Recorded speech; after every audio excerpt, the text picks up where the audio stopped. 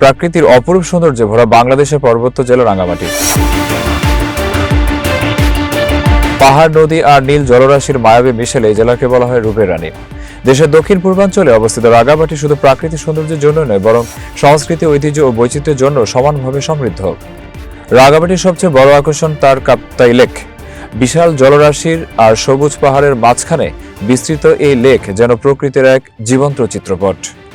নৌকায় ভেসে বেড়াতে বেড়াতে চোখে পড়ে নানা ছোট দ্বীপ, দূরে সবুজ পাহাড় আর শান্ত নীল জল, যা পর্যটকদের মনে এনে দেয় এক অনন্য প্রশান্তি। রাঙ্গামাটির আরেকটি উল্লেখযোগ্য স্থান হলো ঝুলন্ত সেতু। কাপ্তাই লেকের উপর নির্মিত এই সেতু জেলার অন্যতম প্রতীক হিসেবে পরিচিত। পর্যটকরা এখানে এসে ছবি তোলেন, উপভোগ করেন পাহাড় আর লেকের মনোমুগ্ধকর দৃশ্য। এছাড়াও রয়েছে রাজবন বিহার, শুভলং ঝর্ণা, কাপ্তাই ন্যাশনাল পার্ক সহ নানা দর্শনীয় স্থান।